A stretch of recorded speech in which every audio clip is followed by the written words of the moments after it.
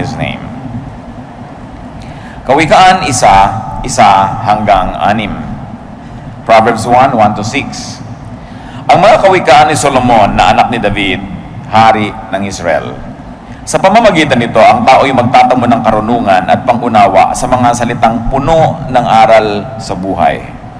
Itinuturo nito ang matuwid na paraan ng pamumuhay, katuwiran, katarungan, at katapatan. Mabibigyan nito ng talino ang mga walang karanasan at ang mga kabataan ay matuturoang magpasya ng tama. Sa pamamagitan nito, lalong tatalino ang matalino at magiging dalubhasa ang kakaunti ang kaalaman. Sa gayon, lubos nilang mauunawaan ang mga kawikaan, gayon din ang palaisipan ng marurunong. Ito po yung introduction sa Proverbs. Binibigyan ng halaga, binibigyan ng diin kung ba't mahalaga ang mga kawikaan. Tayo man ay may mga kawikaan, ang lahat ng lahi ay may mga Proverbs. At bakit mahalaga ang mga Proverbs? Dahil ito ay mga karanasan ng mahahabang mga buhay. Kumisan maraming iba't ibang buhay na pinagdugtong-dugtong, pagkatapos ay pinagmuni-munian, pinag-aralan, at hinanapan ng generalizations. Para masabi ng isang henerasyon, ng isang kasabihan, kailangan napatunayan na ito sa buhay, through trial and error. Kaya daw ang nakikinig sa mga kasabihan, makakaiwas sa maraming kamalian. At bagamat kakaunti ang karanasan, ay magiging mga dalubhasa sa karunungan, sapagkat pinakikinabangan ang karunungan ng iba na napakatagal bago naipon. At ito daw ang mga mapapala na nag-aaral ng Proverbs. At nais nating pag-aralan ang mga butil-butil na mga Proverbs na ito at paano nga ba ito magiging praktikal na katotohanan sa ating buhay. So Proverbs are for wisdom, for discipline, for righteousness and justice, for decision making, especially of young people who lack experience, and for understanding words of insight. Sayang ang mga matatalinong mga salita na hindi naiunawaan. Because wise words are codes and they have to be decoded. Sayang yung mga mahalagang mensahe kung hindi naman pala pakikinabangan dahil hindi naintindihan. At ngayon, ang nais nating bigyan ng pansin, Proverbs 1:7. The fear of the Lord is the beginning of knowledge, but fools despise wisdom and discipline. Ang paggalang daw at pagsunod kay Yahweh ay pasimula ng karunungan. Ngunit walang halaga sa mga mangmang ang aral at mga saway. In this case, the Tagalog version is superior to the English version because the English version only says the fear of the Lord. Akala mo tuloy yung fear na takot na nanginginig ka, umiiwas ka, ayaw mo sa Diyos. Subalit, pag pinag-aralan natin yung original language, ang ibig sabihin lang nung fear na yun ay reverence. Kaya nung tinagalog, sinabing ang paggalang at pagsunod. Nasa English version ay fear lamang yon. That's why many people who rely only on the English version sometimes miss the point. Merong napakalaking advantage sa Tagalogin ang Hebrew sapagkat ang salitang Hebrew po ay pinsan ng Tagalog. Marami silang mga similarities, marami silang paraan ng construction na magkamukha at maraming madaling pagkaunawaan kung sila ang nagtatalastasan, Hebrew and Tagalog, kesa sa English. Kaya napapansin nyo siguro, mas madalas tayong gumagamit ngayon because finally, I found a Tagalog version that is very, very faithful to the Hebrew and even to the Greek and superior to the English renditions, at least most of the English renditions. So what is the foundation of knowledge? Kung sinasabing, let's start from the very beginning, if you're going to read ABC, if you're going to sing Do, Re, Mi, pero kung magiging matalino daw ang tao, ang umpisa niyan is fear of the Lord. And remember, when we say fear, we don't mean yung cringing in fear, yung nanginginig ka sa takot, iniiwasan mo, ayaw mo. Pagkalang, reverensya, pitagan, ang pinakamagandang translation niyan. Fear of the Lord.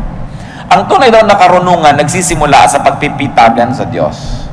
So those who would like to be knowledgeable, especially those who like to be wise, must first begin with respect, with reverence, or paggalang. Deference to the Lord. Pagsasaalang-alang consideration. Halimbawa, let's consider respect for one's parents and elders.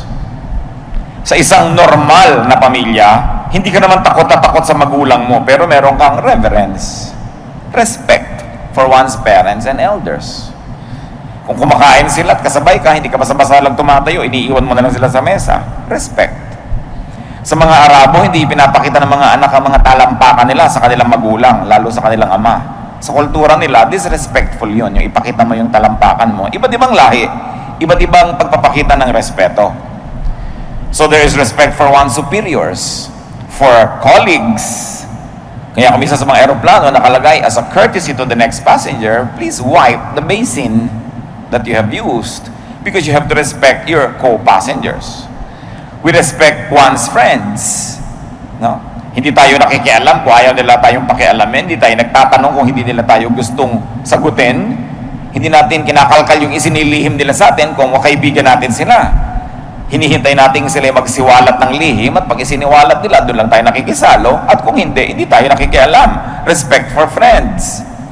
Respect for your partner or for your spouse, na hindi mo basta-basta pinapakialaman kahit cellphone niya. Hindi mo binabasa lahat yung nandun. Liban na lang nanganganib ang inyong pagsasama, siguro pwede mong pakialaman, ano? Pero hindi lagi. Hindi como magulang ka, binabasa mo yung mga messages ng cellphone ng anak mo.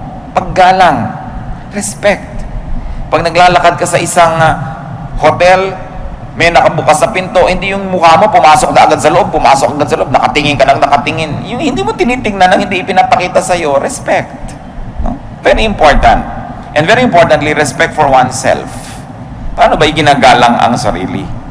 Kung ang respect po ay isa sa kahulugan ng fear, therefore, to fear the Lord is to respect the Lord.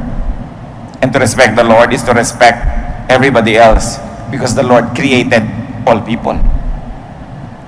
Kaya nakakapagtaka ko minsan yung mga sinasabing relihiyoso sila yung makadiyos, pero walang paggalang sa kapwa. Walang ginawa kundi alamin ang lihim ng kapwa, ibunyag ang mga lihim ng kapwa, kalkalin ng mga itinatago ng kapwa, all in the name of God. This is disrespectful. No? Kaya nakikita natin na hindi talaga yan natatakot sa Diyos. Kasi hindi niya naiintindihan ang pagkatakot sa Diyos ay paggalang sa Diyos at paggalang sa lahat ng nilikha ng Diyos. This fear of God is a double meaning. One is respect and one is obedience. But actually, though they look like separate ideas, they are really one. Because when you respect to the point of obedience. When you respect God to the point that you obey God. Hindi yung Diyos ko po, iginagalang ko po kayo, tas hindi ka naman sumusunod. May mga ganong anak, opo, pero hindi naman talaga sumusunod. Yung paggalang sa salita lang, panglabas, formal lang, anyo. Pero ang tunay na paggalang ay pagsunod. Lalo't kung ang ginagalang mo ay otoridad, sinusunod mo ang kanyang otoridad. And this is respect because of understanding. Hindi ba may tao habang lalo mong nakikilala, lalo mong ginagalang? Respect because of understanding. But when it comes to God, it's also respect despite lack of understanding. That you don't respect God only because you understand God. That you respect God in spite of your lack of understanding. Kasi God siya eh. Pagsunod dahil sa respeto, na dahil na rin sa pag-unawa. At pagsunod dahil sa respeto kahit kulang sa pag-unawa. Ganyan ang mga matitinong mga anak eh. Kahit hindi nila laging naiintindihan yung policy ng mga magulang nila, sumusunod na lang sila out of respect. And then later on, when they become wiser because of age, they will say, tama pala ang nanay ko, tama pala yung tatay ko. Buti na lang sumunod ako at nailigtas sa maraming pagkakamali. Dahil sinasabi nga nitong Proverbs, ang mga kabataan, ang mga hindi dalubhasa ay magiging parang dalubhasa sa karunungan, makinig lang sa mga kawikaan. So what else is a form of obedience? Obedience that defines man's do's and don'ts. When we fear God, when we respect God, when we obey God, this respect and obedience translates into practical do's and don'ts. What you do, what you don't do because of your respect for God. Isipin natin mga kapatid, anong ginagawa natin dahil lang sa respeto natin sa magulang natin? Ano yung hindi natin ginagawa dahil lang may respeto tayo sa kanila? What do we do and not do because of our respect for our superiors and colleagues, friends, or our partners and our spouses? So the foundation, the basic building block of knowledge is respecting God. And this is respecting God to the point of obedience. Sino ang taong dudunong? Sino ang taong marunong yung gumagalang sa Diyos at tuloy-tuloy ang paggalang sa pagsunod sa kalooban ng Diyos. Yun ang marunong. Ang totoo, yun ang magiging marunong. Bakit? Kasi sa pagsunod mo, doon mo lang malalaman na tama ang Diyos eh. Paano mo magiging mapapatunayan na tama siya na hindi ka naman sumunod muna? Katulad ng recipe, pag binasa mo yan, tapos nabuo yung cake, nabuo yung niluto mo, tsaka mo lang malalamang tama pala yung recipe. Pero hindi mo malalaman yung kung hindi mo muna sinunod. Merong instruction, ang isang binili mong equipment, sinunod mo, umandar yung equipment, nalaman mong tama kasi sumunod ka. Paano mo ngayon malalamang tama ang Diyos? Alam niyo yung laging nakikipagtunggali sa Diyos, laging lumalaban o laging may conflict sa Diyos kasi hindi pa lang talaga sumusunod. Dahil kung susunod ka, malalaman mo totoo. Ngayon, sumusunod, kalahati lang ang puso, hati ang loob. Sumusunod, mabigat ang paa. Sumusunod, nagdadabog, masama ang loob. Hindi mo rin makikita. Susunod na rin lang tayo, gawin mo na with pleasure. Ilubos-lubos na. Buuin na ang loob at nang sa ganun makuha natin yung blessing. To obey God. Now, how do we apply this concept, fear of God? Because fear of God must be the beginning of consciousness. Ang pagkamulat ng isang isip ay dapat nagsisimula sa pagkatakot sa Diyos. Tinranslate nung kanta na banal na takot. Ibig sabihin, hindi yung takot na takot, kundi may paggalang, may respeto. Pag nagsisimula ka ng isang bagay, ang unang iisipin, para ka maging talaga matalino, ano naman kaya ang sasabihin ng Diyos tungkol dito? Ano ba ang point of view ng Diyos tungkol dito? You begin with that. Because fear of God must be the beginning of consciousness. And if you want to really begin with consciousness, bata. Iba yung pinapalaki mo ang bata na may pagkakilala na at paggalang at pagsunod sa Diyos. Sabi sa Deuteronomio 6:6-7, ang mga utos niya itanim ninyo sa inyong puso. Ituro ninyo ito sa inyong mga anak. Pag-aralan niyo ito sa inyong tahanan, sa inyong paglalakbay, sa inyong pagtulog sa gabi, at sa inyong pagbangon sa umaga. Talagang drill. Talagang araw-araw, gabi-gabi, hapon-hapon, minuto, laging itinuturo sa mga bata. Kasi iba pag nauna sa isip ng bata ang pagkakilala sa Diyos. Nandun ka na, nauna ka na. Paano ka papapalitan ng iba? Maligaw man ang batang ito, konti lang. Madapa man yan, babangon din agad. Magkamali man, matutuwid din kasi nauna yung tama eh. Kawikaan 22:6, ituro sa bata ang daang dapat niyang lakaran. At hanggang sa paglaki, di niya ito malilimutan. Kung itinuturo natin sa bata ang mga tama, especially the first 7 years, if you like to extend it, the first 10 years, panalo ka na. Wala na makakaagaw sa batang yan dahil nauna ka na eh.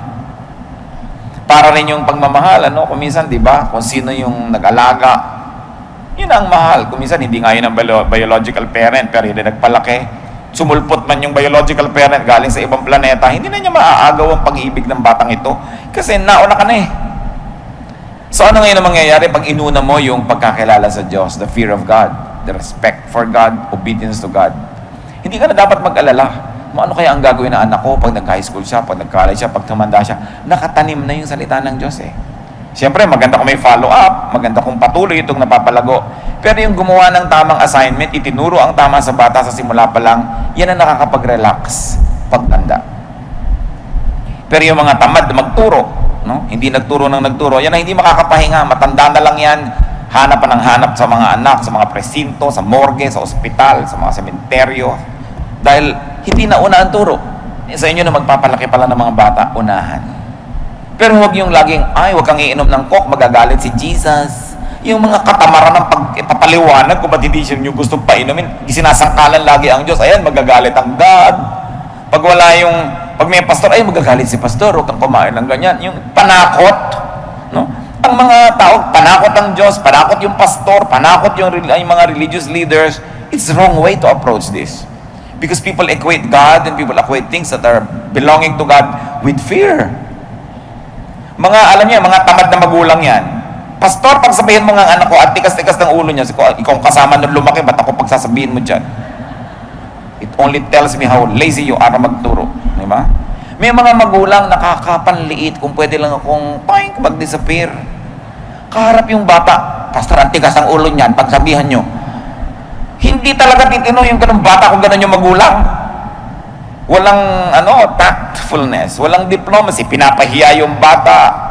Huwag lang siyang sisisihin yung bata. Anong inaasahan mo magiging ugali ng batang ito? Kung ganyan nga yung magulang. Marami kung ganyan, gusto kong dapurakin ng sampal yung mga nanay na, ito pang ano ka, ulo na to. Ikatabi.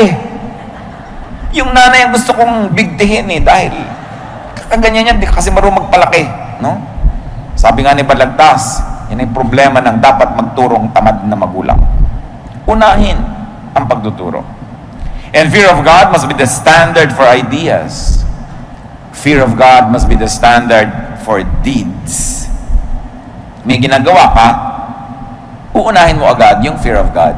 May kinalaman ba ang Diyos sa ginagawa ko, sa iniisip ko? Pero gusto kong bigyan ng diin mga kapatid, hindi ito takot ang pinag-uusapan. Galang, respeto. Kasi wala yung negative feeling. Awit, 111, 10. Ang pagsunod at paggalang kay Yahweh simula ng karunungan. Doon nagsisimula ang lahat. No? Kaya hindi pwedeng alisin mo yung mga salita ng Diyos sa pagtuturo. Aalisin mo yun sa equation. Pero hindi siya dapat ipinagdudot-dutan sa mga bata. Tuloy, negative ang attitude nila. Kita niyo yung mga pinag-aral ko minsan sa mga religious schools, yung mga mahihigpit na mga religious schools, talaga para mga nakawalang kabayo pagka gumraduate na sila. Kasi sobrang higpit. Sobrang nakakasakal. Mga kapatid, ang isa sa mga nagpapalungkot sa akin sobra, yung mga Bible-based, Christ-centered, evangelical Christians na nakakasakal pagkasama mo. Nakakasakal. Ina-assign nila sa iyo yung values nila. No? Ipinipilit nila na ikaw maging clone nila. Kung yung behavior nila, ganitong gagawin nila, hinahanap nilang maging ganun ka rin. Everybody is an individual. Everybody was made by God in a unique way. So you cannot expect people to react to the same teachings and to interpret and apply the same teachings as much as you do and as much as you would. May mga tao, pag dumating sila, nagpapasikip ng mundo. Yung, naku, dumating na naman itong mga born again na to. Yung bang nakakasakal. Dapat hindi tayo ganon. Kasi hindi ganon si Jesus. Lagi tayong nagmo-moralize, assigning morality to everything. You know, morality is a very personal issue. No? While we have the same God, the same Bible that we subscribe to, you must process it. And you must apply it in a way that is unique to your situation, that brings out the best in you, and brings out the best in situations. Hindi yung para tayong Diyos, yung pag dumadating tayo, judge ka ng judge. Lungkot na ganyan. Alam niyo, napakarami mga tao, dapat sana napalapit na sa Diyos kung hindi lang nakakapasok ang maraming Christians. What we must learn is to be steadfast in our sense of morality, but not to inflict it on others. Let them process their own application of these spiritual things. So kailangan, ang pagsunod at paggalang, doon nagsisimula ang karunungan. So, anong ibig sabihin yan? Gumagalang ka kay Yahweh, gumagalang ka sa Diyos. Ang Diyos nga gumagalang sa tao Iginagalang nga niya yung will ng tao, hindi nga niya iniiba yung will ng tao Hindi nga siya nang iiba ng tao hanggang yung tao willing magpaiba. Tapos ikaw iibahin mo lahat ng tao sa paligid mo, papaandarin mo sa iyong tugtog, sa iyong kumpas. Hindi na yan paggalang sa Diyos. Kasi hindi na yan pagsunod sa kanyang halimbawa. Remember, fear is to obey and to follow the example of God. Halimbawa, you know that the king reigns, an example of a ruler, no? Some people may not respect and obey the king, but what will happen to them? Di ba sila ay mapapahamak, sila ay huhulihin, sila ay kinukulong. So ganyan ang nangyayari sa atin pag hindi natin iginagalang ang Diyos. Paggalang na pagsunod, hindi lang paggalang na close neck ka, naka-long sleeves ka, yung para ka laging ibuburol dahil ginagalang mo ang Diyos. Hindi lang yun. Kundi yung iginagalang mong yung kapwa, kahit hindi sila kagalang-galang, kasi iginagalang din sila ng Diyos.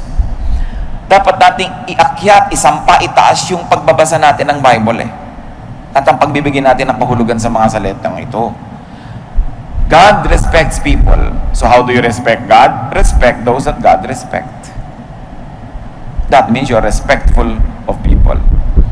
At yung ruler, pagka hindi mo ginagalang, sinusumpa-sumpa mo, ano mangyayari sa'yo? Mapapahamak ka. At marami pong kapahamakan ng tao, hindi lang natin na pagko-connect dahil hindi natin ginagalang ang Diyos. Isipin nyo kung paano niya apply yung marami akong tragedy sa buhay, maraming nangyayari sa akin hindi maganda because I don't respect God. Halimbawa, sabi sa mga ngaral, 10, 20, ni sa isip ay huwag susumpain ng inyong hari. Ni sa pag-iisay huwag hamakin ang mayayaman, pagkat may pakpakang balita at may tainga ang lupa. Anong sinasabi dito? Defer to those who have power and authority. And if this applies to human, powerful personages, what more to God, who is divine, who is in heaven? Kaya dapat lagi siyang iginagalang. Kahit sa isip mo, hindi mo siya dinidisrespect. No? Kailangan laging may paggalang sapagkat nakakarating sa langit ang lahat ng mga hindi natin paggalang sa Diyos. May balik sa atin yon. Kaya kung minsan nagtataka ka, bakit ba hindi ako mag-click sa ginagawa ko? Lagi na lang ako nabibigo, lagi na lang ako nalulungkot, lagi na lang akong lugi. Maaaring yan yung mga balik ng hindi natin paggalang. Kahit ka-religious. Maraming ang religious siya talagang hindi gumagalang sa Diyos in principle. Kaya kung minsan sila tong malulungkot, sila tong mga nilulunod na lang makalungkotan nilang kahahaleluya ng kahahaleluya, pero naglilibang lang talaga sila dahil alam nilang mayroong napakalaking kulang sa kalooban. Kaya dapat talaga ang inuuna yung loob, yung totoo. At walang makakapagpaliwanag ng salita ng Diyos sa inyo mga kapatid kasing tindi ng sarili niyong pag-unawa dito. That we must graduate to the level of engaging the Word of God, finding its meaning in our own terms, and applying this in our own terms so that the words of God become beneficial to us. Ibinigay ang salita ng Diyos, ibinigay ang mga utos ng Diyos para tayo magbenepisyo, hindi tayo pahirapan, hindi para tayo igapos at hindi para tayo tuligsain o kaya usigin. All good things come from the Father of lights. All good things come from above. And what are they supposed to achieve? Goodness for those who receive them. Kaya dapat sinusuri natin ang ating pananalig na nakabubuti, hindi nakasasama. Nakapagpapasaya, hindi nakakapagpalungkot. Nakakapagpaluwag, hindi nakakapagpasikip. Sapagkat ang lahat ng galing sa Diyos ay mabuti. Unang Pedro 2, 13 hanggang 14. Yun yung mga hindi nagre-respeto sa may powers.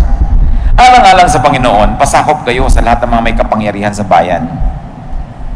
Sa emperador, na siyang pinakamataas na kapangyarihan, at sa mga gobernador na isinugo niya upang magparusa sa mga gumagawa ng masama at magparangal sa mga gumagawa ng mabuti. Again, we are being taught to defer to human authority. How much more to the divine authority in heaven? Yung otoridad na nagbibigay ng kaparusahan sa mga gumagawa ng mali at nagbibigay naman ng gantimpala sa gumagawa ng tama. Sa isip pa lang nananalo na o natatalo na ang isang tao. Sapagkat ang lahat ay nagsisimula sa isip.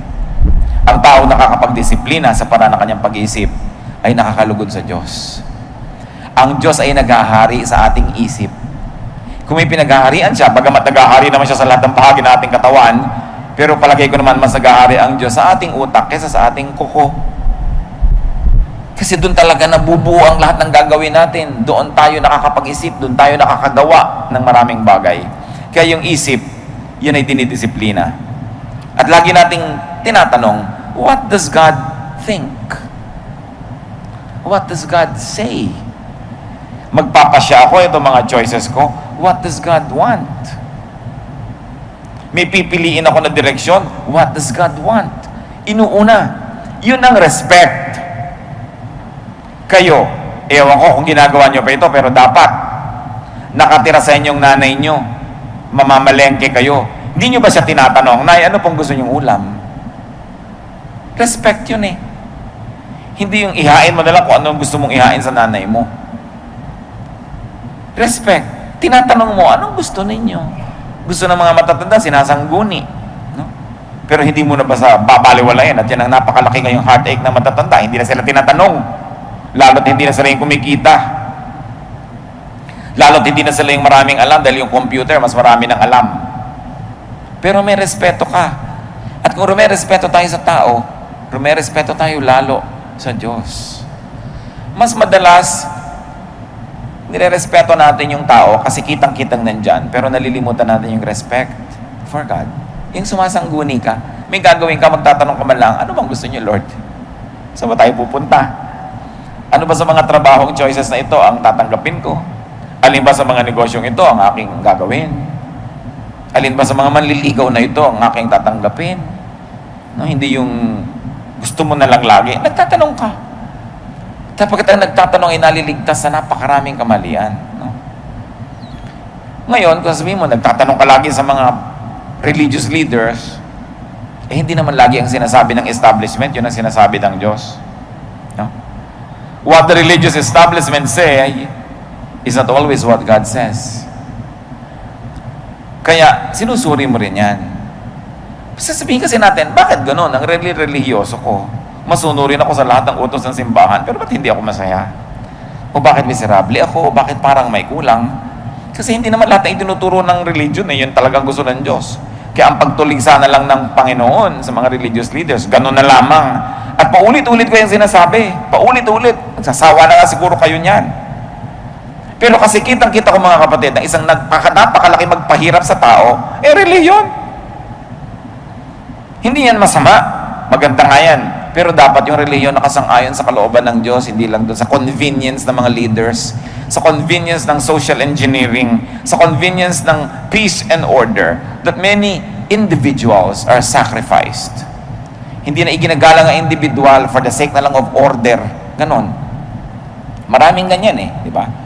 Pagka for the sake of order, o lahat papakainin, magkakamukha na, wala ka nang pake kung merong allergic ito, hindi niya ito pwedeng kainin. Yung isang tao, ayaw niya ng gano'n na pagkain, wala ka na doon. Basta nag-serve ka sang lahat, o maayos na, kakain tayo ng 7, 7:30, tapos na.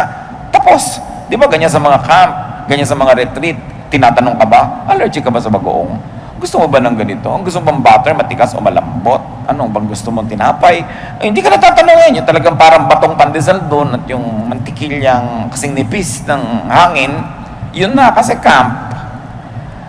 Kasi ang iniisip ng camp organizers, kailangan 6 magpakain para 6:30 tapos na. Ganon. Ikaw naman gusto mong tulog ka pa hanggang 6:30, hindi pwede. Gising na kayo lahat. Naintindihan niyo ako mga kapatid na yung pangkalahatan, bihirang effective sa individual yun And when you look at Jesus, Jesus always paid attention to the individual. Baka naman mag-camp tayo, humingi kayo ng mga kapritsyo nyo, ha? Example lang yun. Ganun talaga pag-camp, lalo't mura, no? Wala nang masyadong individualization ang mga serving. Pero, paandarin nyo yung imagination nyo. Ganun ang society. No parking, kahit na ikaw lumpo, hindi ka makapark dyan, buti sa mga advanced civilizations, ginagalang nila, pwede ka mag-park kung ikaw ay medyo physically challenged, no? Pag sabing ganito yan, wala silang pakialam sa'yo. Basta sumunod ka para madalian yung mga namumuno. Ganon din sa church. Para lang madali ang buhay ng mga namumuno. Ganito, ganyan, ganyan, ganyan. Hindi ganon si Jesus. No? Tinuligsan niya yung katigasan ng loob ng mga religious leaders sa pag-accommodate sa mga individuals. Matthew 15:8. Ang paggalang sa akin ng bayang ito ay pakunwari lamang, sapagkat sa bibig at hindi sa puso ito bumubukal. Sinong tinutuligsa? Bayang Israel. Nasabi nila sila'y bayang pinili, bayang makadiyos. Pero sabi, hindi. Hanggang bibig lang yung mga yan. Hindi totoo. Mateo 23:15. Kahabag-habag kayo, mga tagapagturo ng kautusan at mga pariseyo, mga mapagkunwari. Nilalakbay ninyo ang karagatan at ginagalugad ang buong daigdig. Makahikayat lamang kayo ng kahit isang hentil sa pananampalatayang Hudyo. Ngunit, kung ito'y mahikayat, ginagawa nyo siyang masahol pa kaysa sa inyo. Kaya't lalong may dahilan para siya'y parusahan sa impyerno. Si Jesus ang nagsasalita. Sino tinutuligsa niya? The religious leaders of his time. Sabi niya, malas ang dapuan ninyo. Malas ang sumunod sa inyo. Malas ang makonvert nyo. Dahil lalong mapapahamak sa impyerno. Dahil marami kayong ituturo na pampahirap, pampagulo. People become judgmental, people become selfish, and people become self-righteous pag dinapuan ng mga teacher na ito. Sabi, you make them twice as much a son of hell as you are.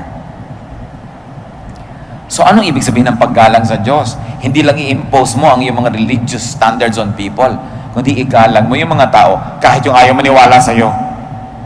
Kasi ganun si Jesus. Kahit yung hindi sumusunod sa iyo. Hindi yung ganyan ka lang dahil masunurin sila. Pagka hindi na sumunod bukas, sisipain mo na, hindi mo na siya kapatid. Ganun ba ang paggalang sa Diyos? Kung iginagalang nyo ang inyong magulang, anong gagawin yung trato sa inyong kapatid? Ginagalang nyo magulang nyo, nagkamali ang kapatid nyo, anong gagawin nyo? Papatayin nyo yung kapatid nyo? Hindi yung magulang nyo ang nagdamdam. Ginagalang nyo ang magulang nyo, ang inyong kapatid ay nagkulang, nagkamali, anong gagawin nyo? Itatakwil nyo? Anong mararamdaman na inyong magulang? Pero ganoon, ang napakarami mga sasabing, we worship God, pero ang sama ng pakikitungo sa mga kapatid, sa mga kapatiran, lalo't-lalo ang mga kapatid na ito yung nagkakamali, lalo't-lalo ang mga kapatid na ito yung nadapa, paano mo papakitunguhan ng Diyos kung hindi ka nakikitungo sa mga anak niya na mahal din niya? So, paulit-ulit na binibigyan natin ng kahulugan. Ano bang ibig sabihin na irespeto natin ng Diyos? What does it mean to really fear God? Now, fear of God must inform, it must shape, and it must direct human activity and achievement. Na siya ang lagi mong iniisip, ano nga ba ang marapat, nakagalang-galang na pamamaraan para sa tingin ng Diyos?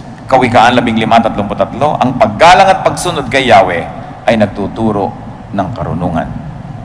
Sabi sa mga ngaral 12, 13 hanggang 14, sa kabila ng lahat ng ito, isa lamang ang aking masasabi. Matakot ka sa Diyos at sundin mo ang kanyang mga utos, sapagkat ito ang buong katungkulan ng tao. Lahat ng gawin natin, hayag man o lihim, mabuti man o masama, ay ipagsusulit natin sa Diyos. So pag may ginagawa tayo, dapat lang tayong aware. Ipagsusulit ko to. Mananagot ako dito. Makakatanggap ako ng palo o haplos. Makakatanggap ako ng gantimpala o parusa sa iniisip ko, sa ginagawa ko. Therefore, all human activity must be informed and shaped and directed by our conscious effort to respect God. Be wise. Respect God. Pag sinabi mo, paano ka igagalang ang Diyos? Hindi ko naman siya nakikita. Paano ka igagalang ang Diyos? Nasa langit naman siya. Paano ka pa pwedeng bastusin ng Diyos? Diba? To respect God, and you don't know how to do it, because many of us don't know how to do that because God is invisible, just respect God's creation. Diba? Ginagalang mo ang asawa mo, nagluto. Paano mo ngayon itatrato yung niluto niya? Igalang mo rin. Kahit minsan ka walang lasa. Diba? Pero igagalang mo dahil iginagalang mo yung gumawa. Iginagalang mo halimbawa ang isa mong kaibigan. So yung anak niya, alang-alang sa yung kaibigan, tinatrato mo ng mabuti. So paano igagalang ang Diyos? I like to propose one very practical way. Just respect God's creation. And the highest and the foremost creation of God ay tao. Kung sa theology, hirap na hirap kang i-translate how to respect God, then just respect your fellow men. That is pure religion. Awit 8, 6 hanggang 8, ginawa mo siyang pinuno ng lahat ng iyong nilikha. Sa lahat ng mga bagay, siya ang iyong pinamahala. Mga tupa at kawan, pati ng mga mababangis, lahat ng ibog lumilipad at mga isda sa karagatan, ang lahat ng nilikhang nasa karagatan. Ibig sabihin, talagang binigyan ng Diyos ang tao ng very special position. Hindi mo kayang sampahin yung langit para irespeto ang Diyos. Irespeto mo ang tao, pagrespeto na rin yun sa Diyos. Sinasabi mo, paano ka nun mababastos ang Diyos? Madali, mambastos ka lang ng tao, binastos mo na ang Diyos. Kaya maraming mga tao, umaani ng maraming parusa, hindi nila alam kung saan ang galing. Kasi ang dami pala nilang taong binabastos. Ang dami pala nilang taong hindi pinapahalagahan. Yung iba naman nagtataka, bakit kaya ang luwag-luwag ng buhay ko, lahat ng ginagawa ko magaan, yung pala ang dami lang ginagalang. Kasi, sabi ni Lord, whatever you do to the least of this, you do to me. Mahirap bang maintindihan yun?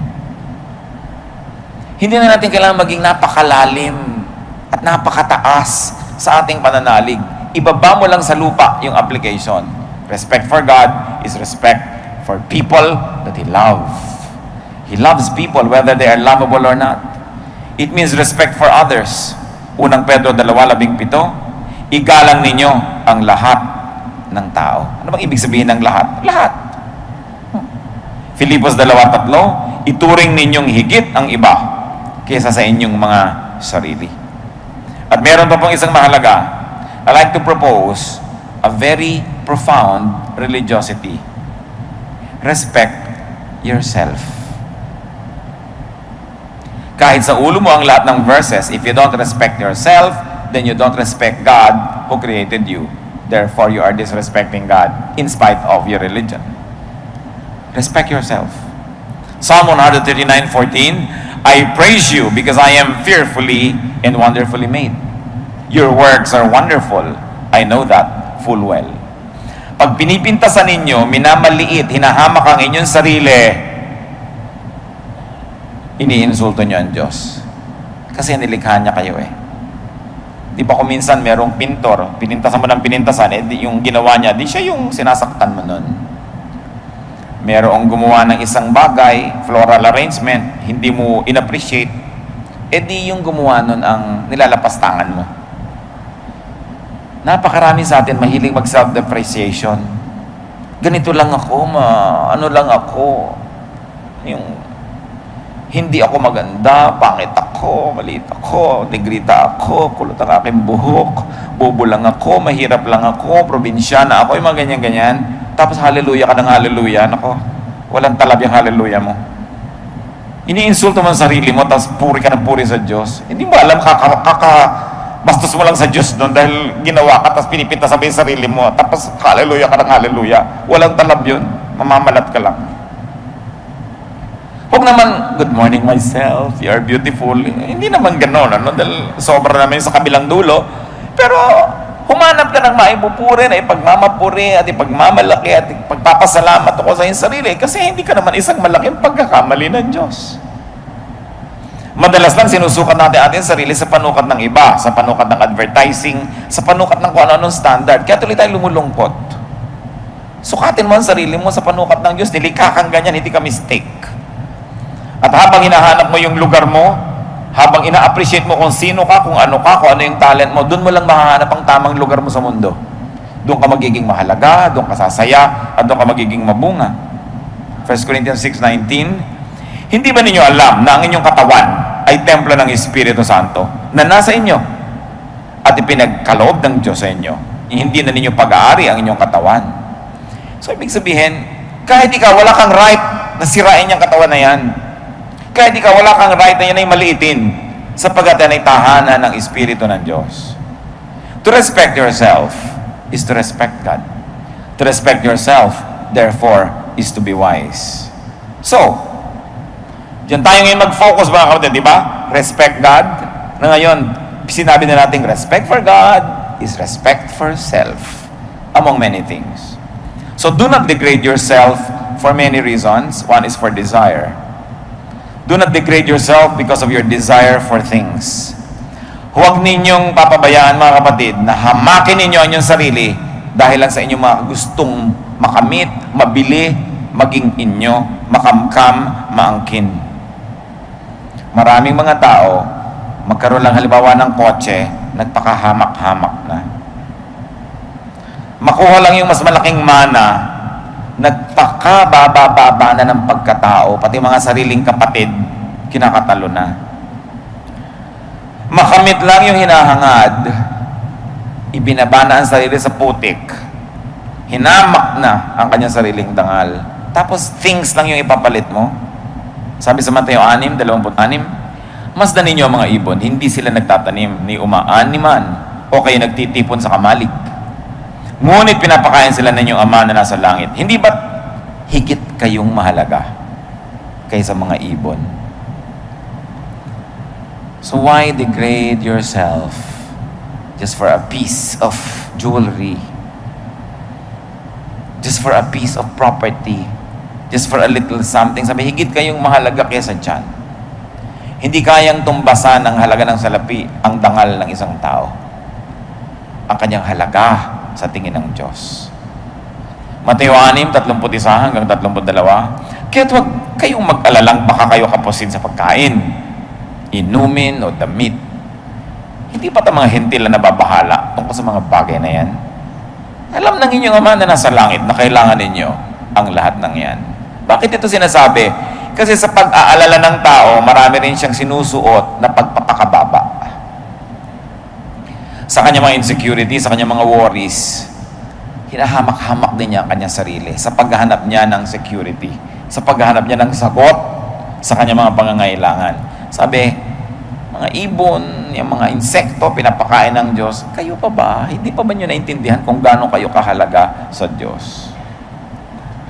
Kuminsan, di ba? Meron ako nabasa sa Reader's Digest, isang ina, mahal na mahal niya yung anak niya, halos hindi pa dapuan sa insekto. Ito namang anak talagang naglayas.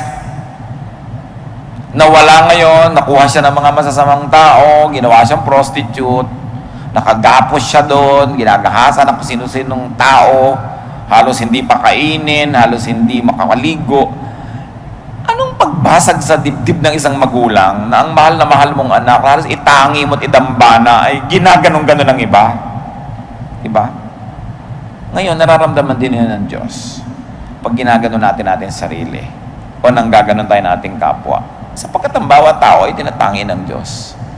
All our theology will mean nothing if we don't love people genuinely.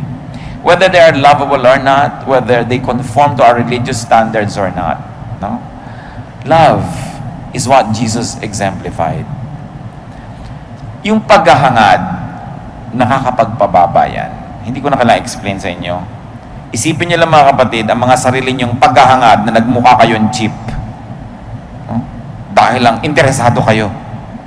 What you do not covet cannot enslave you. Sino ang taong malaya? Yung hindi naghahangad.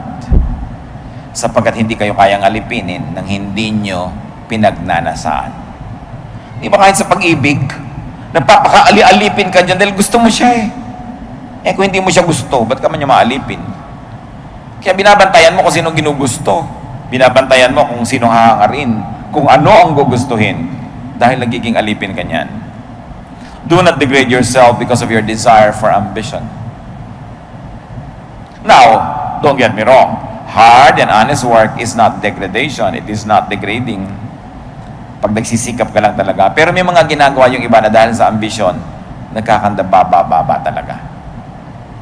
Yung kahit na sila magpakababa sa harap nitong isang tao, sa harap lang ng iba, magmukha silang mataas, pwede na rin. No? Yung mga pakitang tao. But stooping too low, stripping oneself of respectability and losing self-respect for ambition is nothing. Because remember, our ambition must be tempered by our respect for God. And the moment that you lose your respectability for ambition, you're already destroying the very fabric of what ambition should be. May isa pa na hindi natin dapat ahayaan mga kapatid. Do not degrade yourself for desire for pleasure. Yung mga iba gusto lang makapagbakasyon, ibebenta na ang kaluluwa. No? Gusto lang sumarap ang buhay kahit na ibayad na yung kanyang dangal. Desire, which can be sexual or non-sexual, can be very, very powerful. What do people go down to and put up with in pursuit of pleasure? Yun lang mga nandadaya sa mga asawa nila, no? Para lang magkaroon ng kulasisi. Kung ano-anong mga nakakapagpababa ng pagkataong ginagawa niyan. Para lang mailihim, para lang magawa ang kanyang mga pinaggagawang hindi niya dapat gawin dahil may pananagutan siya sa kanyang asawa. Nagtatago, sumusuot sa mga sulok-sulok, gilid-gilid, nagpapanggap, kung ano-ano. Dahil lang sa paghahanap ng sarap. At kung meron akong gustong bigyan ng diin, isa pong malakas magpababa ng pagkatao mga kapatid is desire for romance. Desire for love. No? Sabi sa mga hukom, 14, 1 hanggang 2, isang halimbawa ito ng paghahanap ng pag-ibig na hindi naman dapat kasi. Minsan nagpunta si Samson sa Timna at nakakita siya roon ng isang dalagang Filistea. Nang siya'y umuwi, sinabi niya sa kanyang mga magulang, mayroon po ako nakita isang dalagang Filistea sa Timna. Kunin po niyo siya para sa akin. Gusto ko siyang mapangasawa. Samson's desire for romance led to his downfall. Now, not all desires for romance leads to downfall, ha? Kaya lang, alam mo pa lang sa simula, tragedy ito. No? Hindi na yung ipagsisiksikan mo yung sarili doon sa hindi dapat. Those who seek love and romance to the point of degrading themselves only lose that love more quickly. Pag nagpapakaaba ka, nagpapakababa sa harap ng iyong gustong umibig sa iyo, lalong di ka naiibigan. Learn. Kung bakit ganun, pag mahal na mahal mo, talagang kung ano-ano, nagiging clown ka na, nagiging payaso, kung ano-ano, pinaggagawa mo sa sarili mo para ka lang mapansin, pero lalo ka lang pandidirihan. No? Kasi alam nyo, yung paghabol sa isang taong ayaw sa'yo, kakadiri ka lang nun, wala kang mapapala, tatakbuhan ka lang. Masakit sa mga umiibig, pero makinig kayo. Kung ayaw sa inyo, pasensya kayo, huwag nyo habulin. Wala kayong magagawa para kayo magustuhan. Kasi yung pag-ibig, tumutubo ng bukal, kusa. Kung nagsisirko-sirko ka, lumululong ka ng libu-libong karayo, bumubuga ka ng mga lahar para ka lang magustuhan, lalo ka lang lalayuan. In romance, especially if you are not loved anyway, or if you are not loved as much as you are loving, you only lose your glow when you love too much. You only lose your glow when you give too much. Because the beauty of love is in the unseen. The thrill of love is in not giving everything. No? Kaya mga bigay na bigay para ka lang maibig, talagang kukunin lahat at bukas hindi ka pa rin ibig. Lugi ka lang lalo. No? Mahihirapan ka lang na naibigay mo na lahat. Huwag ka na magbigay, nahirapan ka rin, may natira sa'yo. In other words, respect yourself, even in terms of love and romance. Because it's the only way to be respected in turn. It's the only way to keep something for yourself if you don't get respected in the first place. Maraming nagkakamali kasi nabubulagan ng isip pag umiibig na pag ayaw sa'yo, kahit anong gawin mo, ayaw sa'yo. Kung hindi ka gusto, huwag kang maghabol, lalo ka lang tatakbuhan. Ngayon, kung hindi ka mahal, huwag kang paselos-selos, lalo ka lang nakakainis nun. Ang pagseselos ay masarap lang kung mahal mo yung nagseselos, pero kung hindi mo mahal yung nagseselos, gusto mo siyang ilibing ng buhay. Bago kayo ilibing ng buhay ng pinagseselosan nyo na hindi na kayo mahal, tanggapin yung katotohanan. Lalo hindi nyo asawa. Siyempre kung asawa, meron kayong right magselos. No? Pero yung girlfriend lang kayo, selos kayo ng selos, alam nyo na ayaw kayong puntahan, text ka pa ng text. Paramdam ka naman. Ayaw na nga magparamdam, may gusto mo pa magparamdam. Padala ka na ng padala ng load, hindi ka pa rin tinetext. Hindi mo ba naiintindihan yun? Kailangan pa mag-memorize yan. Yun ang sinasabi natin, huwag ka magpakaaba kasi anak ka ng Diyos eh. Kasi may halaga ka. May magpapahalaga sa'yo, hindi ka pinapahalagahan ito, huwag mag-duta ng sarili mo dyan. Dahil lalo ka lang bababa yung value. Dinagdagan mo, lote, may mana akong lote, o may kotse, ang dami mo na idinagdag, ayaw pa rin. Diba? Susunod mo, teka muna, mali ito. Magtitira dapat ako sa sarili ko. Para pag dumating yung tamang tao, meron pa siyang abutan. Di ba?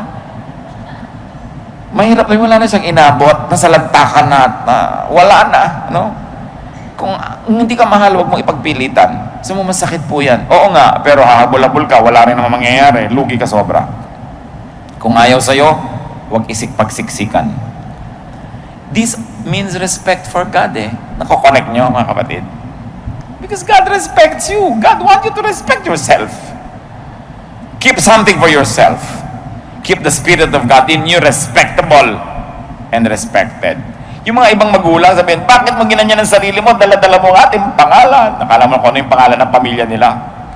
Every family has a skeleton in the closet, ha? Huwag na kayong mga pamilya natin. Lahat ng pamilya may bulok. Lahat ng pamilya may lihim, may baho. Habang tinatanggap niya ng mas maaga, mas makakalaya kayo para hindi na lang kayo pagod na pagod mag-image dyan. Lahat ng pamilya, walang perfect. Nakakalaya ka. Sabi, ganyan talaga. May kapintasan kami. Diba? Talagang may lola kaming ganon, may kapatid akong ganito, yung ganito kami. Ganito kami. Diba? God is not finished working on all of us. Pero sa yung ang pamilya natin, kinaladkad mo sa kahihiyan, galit na galit dahil dala mo yung pangalan. Yung pangalan ng Diyos na dala mo, nilikha ka ng Diyos. Tapos kung saan mo kinaladkad yung karangalan na yun, di ba? Remember that you are not your own, you were bought at a price. Sabi sa 1 Corinthians 6:19, hindi ba nyo alam nang inyong katawan ay templo ng Espiritu Santo na nasa inyo at pinagkaloob ng Diyos sa inyo? Hindi na ninyo pag-aari ang inyong katawan. Gusto mo mang ipamigay lahat yan, hindi pwede kasi hindi naman sa'yo lahat yan eh. Kaya dapat may itinitira ka. Kahit man lang yung parte ng Diyos sa'yo, matira. Huwag mo ipamigay kasi hindi naman sa'yo yon.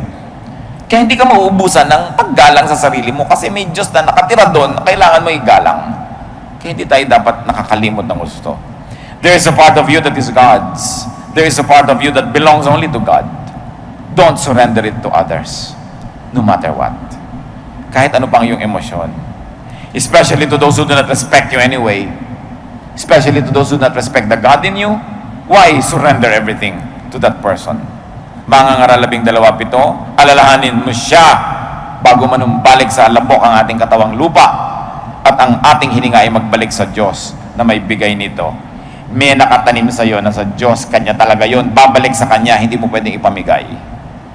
Dapat laging may natitira. Hindi ka nauubusan. How will you understand and operationalize all of this? Fear of God, respect for God. Paano nga ba ang kahulugan yan? Ama namin sa langit, mga malalalim, matataas na bagay, tinatangka naming unawain, ipaintindi niyo, Panginoon, ng mas matibay pa. Kung papaano namin itatranslate sa pang-araw-araw na buhay yung fear God, yung respect God, obey God, paano nga ba namin gagawin sa buhay namin yon? Magbulay-bulay tayo, mga kapatid. Hanapan natin ng mga kasagutan ng mga tanong na ito. Nang sa ganoon, lahat ng pag-aaral natin umuwi sa ikabubuti natin at sa ikatutuwa ng Diyos. Yumuko tayo sa presensya ng Diyos at mulit-muli hanapan ng kahulugan ang mga pinag-aralan natin.